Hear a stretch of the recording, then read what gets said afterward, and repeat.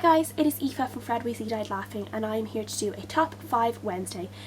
And Top 5 Wednesday is a Goodreads group created by Ginger Reads Lainey, and I will leave Lainey's channel below as well as the Goodreads group if you want to check it out and join in. So this week's topic is top 5 books to read by the fire. And as it is December, it is winter, it is cold and wet and rainy, especially in Ireland at the moment. This is definitely the kind of month that, people are going to find themselves sitting in front of a very warm, cosy fire looking for a book to read. So I've chosen a few books, not really particular favourite books of mine or anything, but just some books that I thought are good to read, either books that, really grip you and that you can just keep on reading, or books that are just enjoyable for, a wet, rainy day. So these are not in any particular order, so I will just get on and show you. So the first book I have here is Pride and Prejudice by Jane Austen. I love Pride and Prejudice, I love Jane Austen, and I think this is just a really nice book to get into on a cold, wet day if you want to just get into a really lovely romantic story, one of the great romance stories of all time. I think Mr. Darcy and Elizabeth Bennet, I think everyone knows Mr. Darcy's name, even if they don't know where he's from. And I just think this is a really great story to read by the fire. It's probably not something you could read in one go because obviously it is an older text and it's a little bit hard to get into, especially if you're not used to reading classics, but I think it's a really nice book to read on a winter's day and it can really just grip you and you just really want to find out what happens. My second book that I have here is a book that I have read during winter before, and it is a book that just gripped me and would not let me go, and I had to just keep reading it until I'd finished it. And this is Me Before You by Jojo Moyes.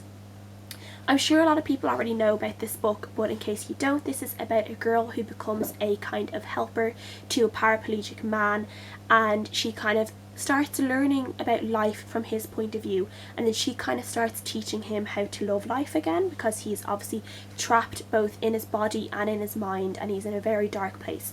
And this girl comes in and starts kind of teaching him how life is great again, and it is just a beautiful story.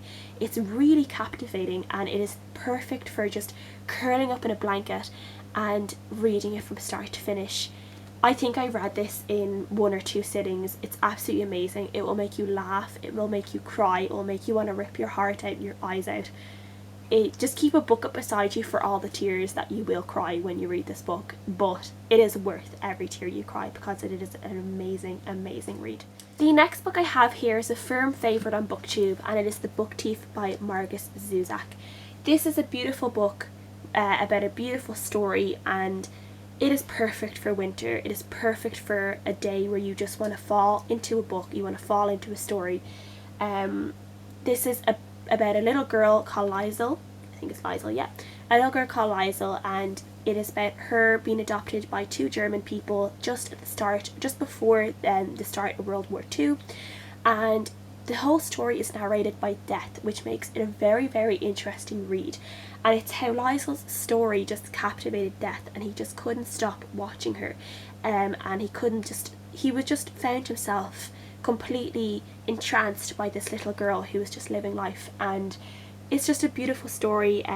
The movie is beautiful as well. I would tell people to read the book because I think people should always read the book before the movie, but both the book and the movie are absolutely brilliant. Both of them are perfect for a winter's day stuck inside, and if anyone hasn't given The Book Thief a go, definitely I recommend you to do so. The next book that I'm going to recommend for a winter's day is a book that is a very fast-paced book. It'd be very easy to read in one sitting, and it's To All the Boys I've Loved Before by Jenny Han. This is a book that I never thought I would enjoy, but then I started reading it a couple of months ago and I couldn't put it down. It was just a really cute contemporary read, and I think if someone's looking for kind of a bright and cheerful book to read, I think this is a great one. Again, for someone, if you're stuck inside for an afternoon and you want to fall into a story, this is it. I just really love the main character. I love the predicaments she ends up in. I actually do think that there is Christmas at the end of this book. There is a Christmassy season, so it is a little bit Christmassy as well, so it's a great time for this time of year. And yeah, I would definitely tell people if they are being put off, like I was just put off from all kind of, the contemporary, and then just the fact that I know Jenny Han writes some younger characters. I was a little bit put off by it, but I would definitely recommend people read this because I thought I wouldn't like it and I ended up loving it. And my last book is one of my favourites, and it is The Land of Stories by Chris Colfer. This is a middle grade fantasy novel, and it is about two kids who find themselves part of the land of stories, which is the land of, you know, once upon a time stories with Snow White and Cinderella and Rapunzel, and all the fairy princesses, Mother Goose, fairies, trolls, wolves, Red Riding Hood, you name it. All our fairy tales that we know of are in this book. And it's kind of a little bit of a twist on the fairy tales. These kids end up in this land for a particular reason, and they have to find themselves, get themselves out of it, and it is just a really cute story, really fast-paced book. It is a middle grade book, so it's very easy to read. There's a few different books in the series. I've only read the first two, but both of them have been brilliant. They both have absolutely beautiful covers, so if you didn't even want to read the book, you could just stare at the cover and how beautiful it is.